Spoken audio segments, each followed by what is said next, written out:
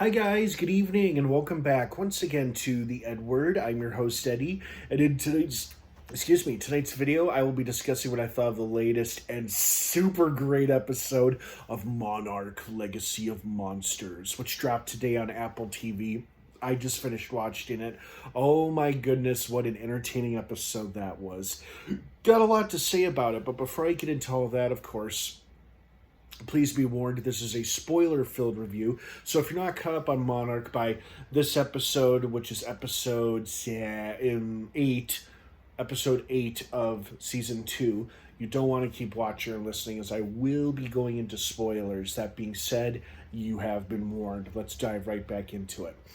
First and foremost, one little nitpicky note I'm going to make. This episode was much shorter than its predecessors. Each episode up until this point had been an hour or less than an hour long.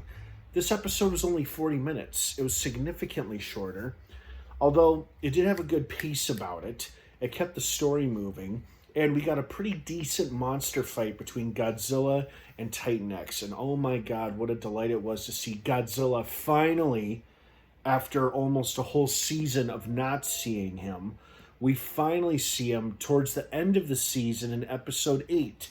I don't know if you could tell by the irritation in my voice, but I'm a little irritated it's taken this long to see Godzilla, especially in a show that was founded on the idea that Godzilla would be predominantly featured in it quite a bit. Anyway. Sorry. But I did enjoy the screen time we did get with Godzilla, and he had a pretty awesome fight with Titan X. The big reveal with why she's been moving around and looking for a place to go makes a lot of sense to me, because animals do go on great migrations before they give birth or when they're about to give birth. And the Titans are basically giant animals, so they're going to behave like animals. And that includes, giving birth at a time and place of their choosing in an area they feel comfortable with. And I guess she felt safe in this isolated beach in Australia. Unfortunately, that's where Lee drew Godzilla to her, and then they got into a scuffle. However, she seems more interested in getting her egg back from Apex than fighting Godzilla. And I think Godzilla probably doesn't have a problem with her laying her egg there, but he did have a problem with another giant titan making itself known in his territory, which is basically most of Earth. So it would make sense that he would feel prompted to attack or defend his turf. It was so sad to me, too, to watch her reach for her egg with her tentacles as the Apex helicopter carried it away. Although I'm pretty sure that guy that Cliff Curtis played died as a result of that, because we see the tentacle come crashing down and then like a burst of energy as well. And I'm like, oh, that asshole's dead. Well, Cliff Curtis is a great actor and I'm sure a lovely person, but the character he's playing was kind of a dick. He was the one on the radio saying, okay, let's go. And set the net thing in motion.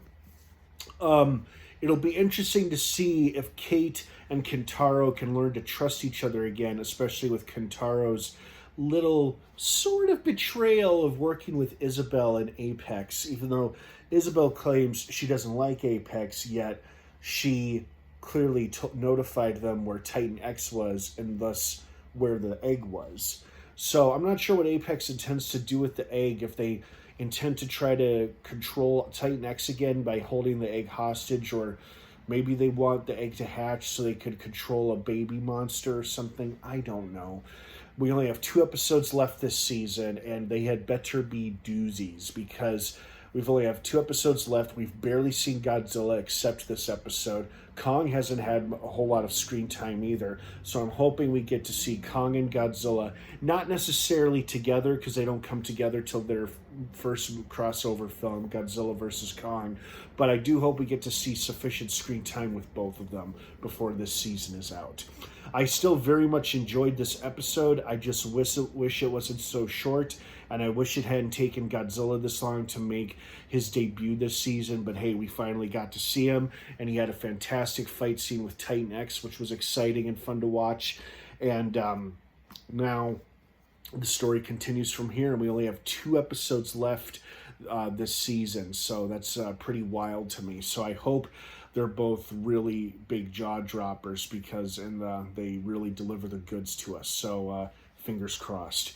All right, guys, I hope you enjoyed this episode as much as I did. What did you think of it? I'd love to hear your thoughts and feelings on it. Thank you so much for watching. Have a wonderful rest of your night.